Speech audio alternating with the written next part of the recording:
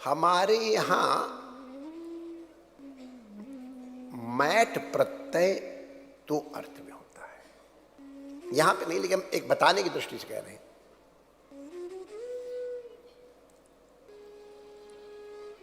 ये प्रेममय है,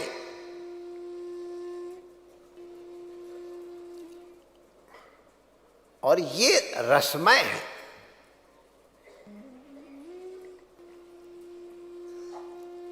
ये व्यक्ति प्रेममय है माने इनके मन में प्रेम का आधिक्य है। अगर बहुत मधुर है तो उसको भी कह देंगे प्राचुर्य मैट, बहुत अधिक मीठा है, इसलिए प्राचुर्य के कारण मैट प्रत्यय लगा दिया। मिठाई को और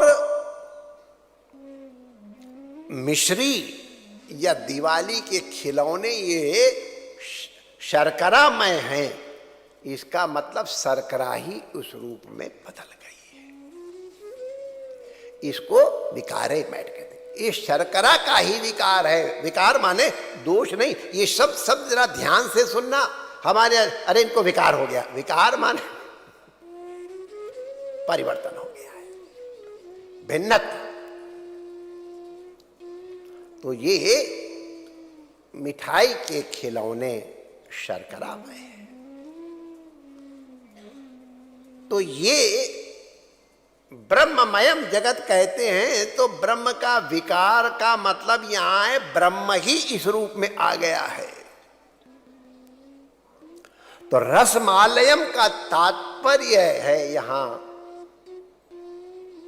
ये रस का घर है ऐसा नहीं, क्योंकि आगे स्पष्ट कह रहे हैं आलय माने घर,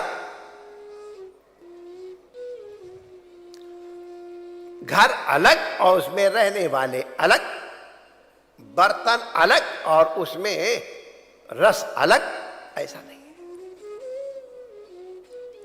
ये फल में जैसे संतरे में रसमालय कहते, उसमें रस ही रस है, लेकिन संतरे के अंदर जो रस है उसमें कुछ ऐसी वस्तुएं भी हैं जो ग्राह्य नहीं है।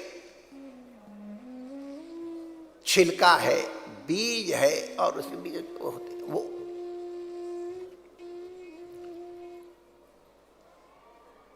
अंगूर में भी सबका सब रस, लेकिन हल्का सा छिलका तो होता है।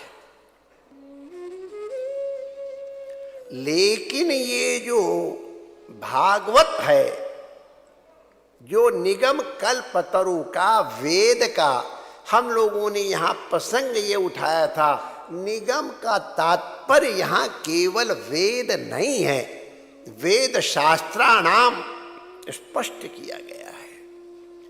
वेदों का और अन्य समस्त शास्त्रों का ये परम आशय रस है, निचोड़ है।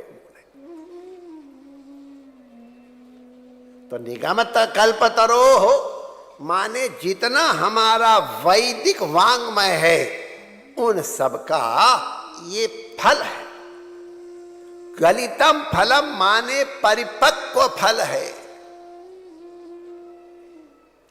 गलित हो जाने का कभी कभी विकारार्थ भी हो जाता है, यहां विकारार्थ में नहीं है, यहां परिपक्वता में तात्पर्य है। ये वेद शास्त्रों का परिपक्व फल है।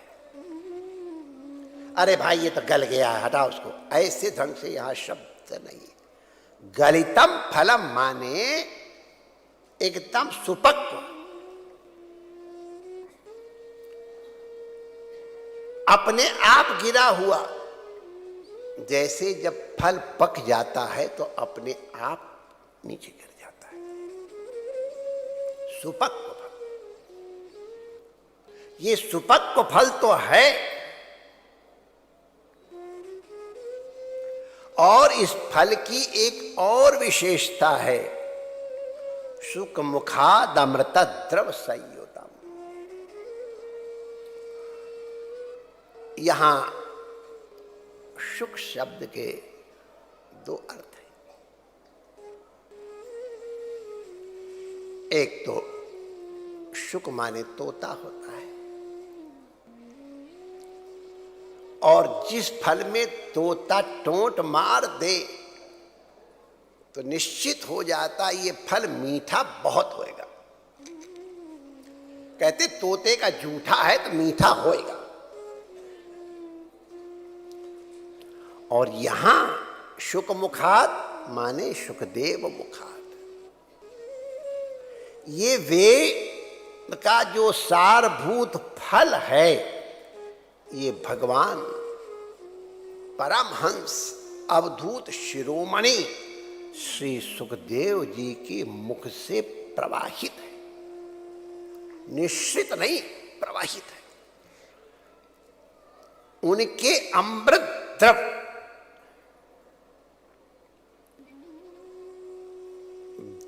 जो अनुभव किया होता है ना, उसकी वाणी का प्रभाव अलग होता है। हमारे यहां सद्गुरु के लिए विशेषण लगाया गया है, वो श्रोत्रिय भी हो और ब्रह्मनिष्ठ भी हो। ब्रह्मनिष्ठ का तात्पर्य यही है, उसकी निष्ठा ब्रह्म में है, ये भी ठीक है, और वो ब्रह्ममय है, ये भी ठीक है। ब्रह्मविद ब्रह्मैव भवति।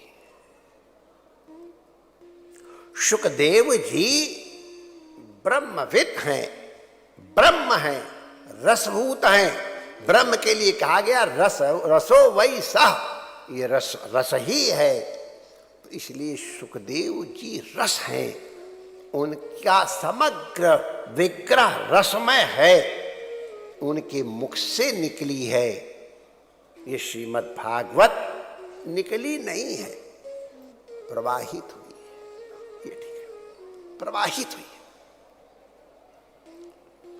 उन्होंने प्रयास तो ना किया है, प्रवाह के लिए प्रयास चाहिए,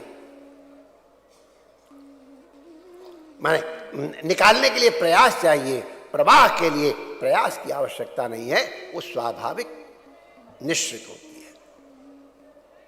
गंगा जी गंगोत्री से आके और गंगा सागर तक कहते हैं, अपने आप स्वेच्छा से प्रवाहित है। प्रवाह माना तो सुखदेव जी के मुख से ये रस प्रवाहित हुआ है। इसलिए सुखदेव जी का जो रसत्व है, इस रसत्व को और अधिक मधुर बना रहा है। भागवत रसमालय है, लेकिन शुक मुखाद अमृतत्व। सुखदेव, आप लोग उसको लार को आप कृपा करके किसी और अर्थ में मत ले लेना, लेकिन सुख मुखाद अमृत द्रव, सुख मुख से अमृत द्रव माने लार नहीं है, उनके मुख का रस है। और वैसे जब हम लोग बचपन में थे तो अपनी माँ के मुंह से पान निकाल के खा लेते थे, बड़ा मीठा लगता था। मातृ मुखाद द्रव संयुतम तांबूलम, आनंद है उसका भी। क्या अब इतना तो वही जानेगा जिसको ये मिला है, जिनको नहीं मिला है उनको क्या कहा जाए।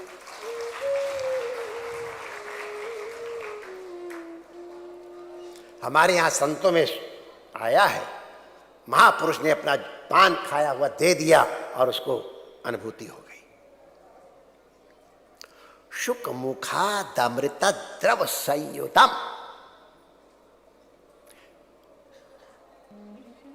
गुरु मुख से। सुखदेव जी गुरु मुनि, वो मननशीलों के भी गुरु हैं, मनीषियों के भी गुरु हैं। जो तत्व साक्षात्कार कृत हैं, उनके भी गुरु हैं।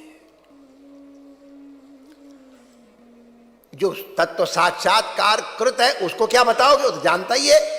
अरे माय डियर, उस साक्षात्कार वस्तु का और क्या क्या दिव्य स्वरूप है, ये तभी अनुभव होता है जब कोई अनुभवी बताता है।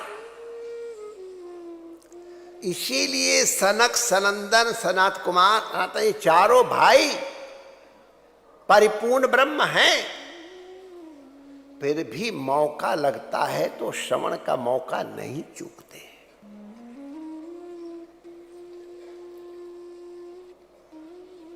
ये पेय है श्रवण के द्वारा। इसलिए अयम रसमालयम पिबत,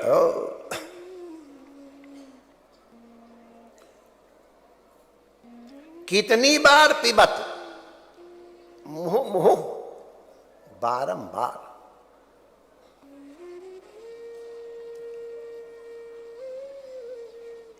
भागवत को बार बार सुनो, ऐसा लिखा है भागवत में। भागवती कथा बार बार सुनो।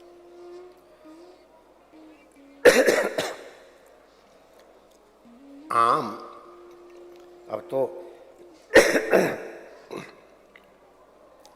वो आम उपलब्ध नहीं, वास्तव में आम तो वही थे, ये तो सबके सब बनाए गए हैं ऐसे करके खाने वाले।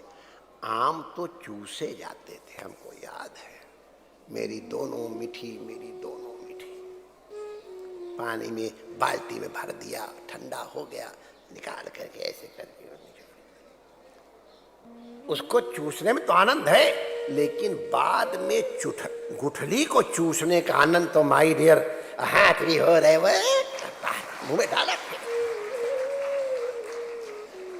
जब तक उसको सफेद नहीं कर दिया तब तक गुठली को बार बार मुंह में डाला। मुंह भागवत को इसी प्रकार से आस्वादन करो। भागवत आस्वादन की वस्तु है। कब तक आस्वादन करो? आलयम, आलयम माने घर भी, और आलयम माने आ समन्तात लयम। जब तक मरो नहीं तब तक भागवत का श्रवण मनन निध्यासन आनंद लेते रहो, ये आदेश दिया जा रहा। पिबत